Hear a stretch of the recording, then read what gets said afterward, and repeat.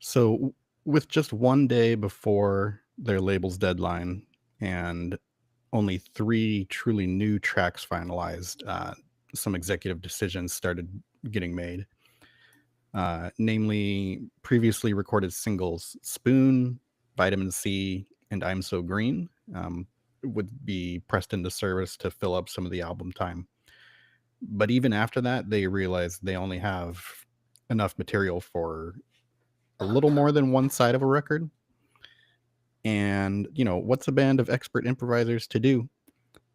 You guessed it, play for 10 minutes straight and vow to include whatever happens as the bulk of side two, which I results love it. in the 10-minute track and a lot of people's actually favorite track from the album, Soup. One sec.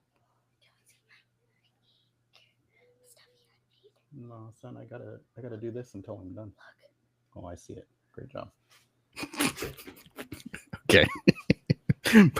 test your time notes there. Okay. Resuming back where we would have resumed. So speaking of Soup, Zuke and Schmidt in an interview with a place called moredarkthanshark.org, and I'm very into that URL. I don't know what it means, but Yeah, I don't know, but it's good. yeah. So Herman Schmidt says people imagine Can was all done in the editing, but for Soup there was actually no editing at all. We had found the record was too short. It needed 10 more minutes of music by the next morning, so we wrote, played, and recorded it the night before. No editing. And Holger Zuke says, Soup is my favorite track. In its various ingredients, including electronic and avant-garde, it is indeed like a soup. In the impact of its rhythm, it reminds me of Led Zeppelin. And I think this might be a good place to mention that when Kyle was talking about Ege Bemyase specifically in his talk, he said that the band members, for whatever unknown reason, like don't often talk about this album, even though Mhm. it's definitely a part of that canon of 4 or 5 albums that are Can's legendary run. But Right. he says even in the official book, I forget what it's called, but they spend Herman a Schmidt's ton book, of, yeah. yeah, they spend a ton of time talking about all these other albums, and then there's like a couple paragraphs on that game from Beyonce. So Pretty much for that, whatever like, reason, yeah. I mean, well, what he had said was, obviously the music was good, but that the relationships and the chemistry and the dynamics at the time were not good. mm. So the resulting release, Ege Bemyase, the cover is adorned with a painting of a German canned okra or Okraschoten. Jackie Liebzeit, or Jackie Liebzeit, had originally wanted a picture that was a can of Turkish okra, um, because can in Turkish actually translates to either spirit or soul. But that company forbade them, so they had to find a workaround. Oh, I mean come on, that's such a good marketing, device And though. then it turned out pretty good. It's a pretty striking little cover there. Yeah, I enjoy it. the art's awesome. Yeah. Mhm.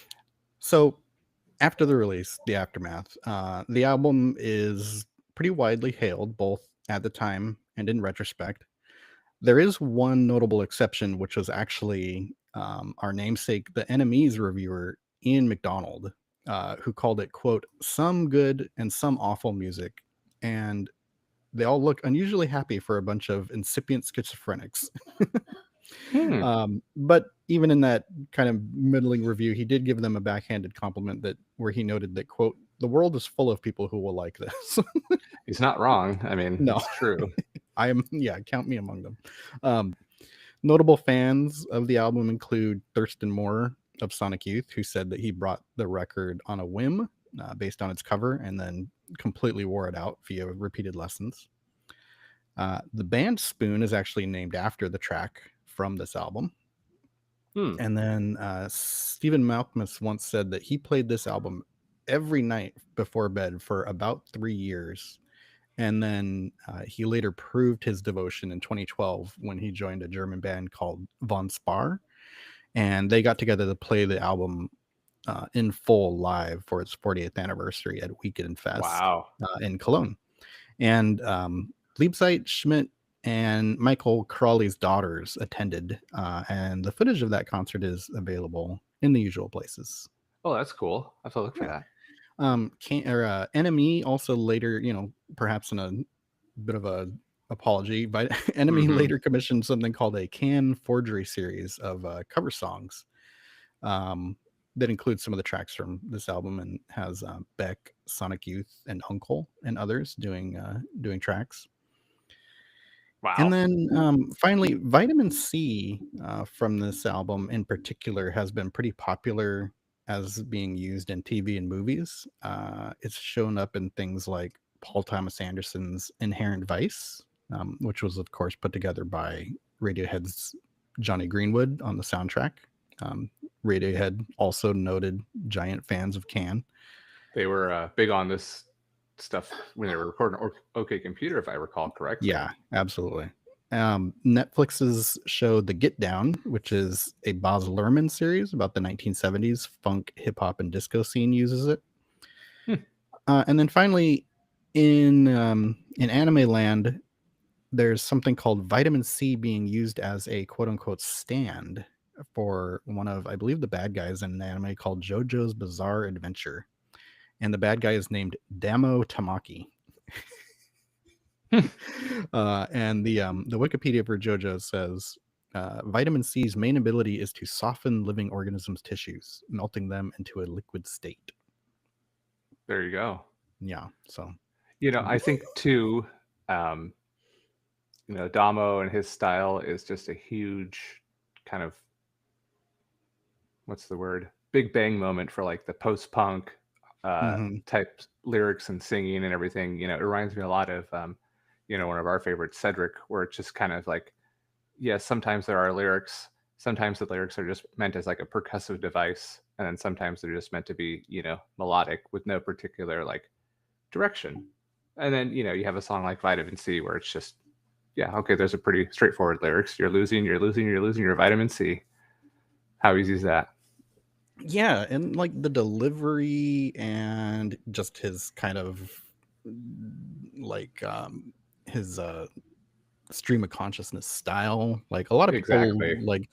a lot of people kind of it showed people what you're allowed to do, kind of, as all great experimental bands like to do. Yeah, exactly. I mean, I think inadvertently, it pulled in that jazz improv idea, but at the same time, like experiment with it, make whatever sounds come out, and just, why should your voice be limited just by rock conventions? Do whatever sounds good to you. Yeah, and as we kind of transfer into our thoughts on the album, like that does remind me of my one big takeaway for Ege Bamyase and kind of the genre. It's either, somewhat spawning or being a part of, indie rock and krautrock. I think one thing that kind of sets this apart is like the taste level for their sounds and the kind of controlled feeling of their playing. Like they show up audibly just enough as they need to, to kind of. Yeah, no, I mean, the one thing kind of piggybacking off that, I noticed there's a lot of, it's really tight rhythmically, and really well put together, but they're still allowing this room for this kind of off the wall experimentation with it. And sometimes you don't find those two meshing very well. I mean, the drums, we've talked about it. The drummer is just so good, and it helps them be able to go wherever they want with the music when he can keep the beat and, really just lay it down for them anyway. All the musicianship in the band is just top notch. But yeah, dude, I love this one. I don't know about you, but I definitely love this album.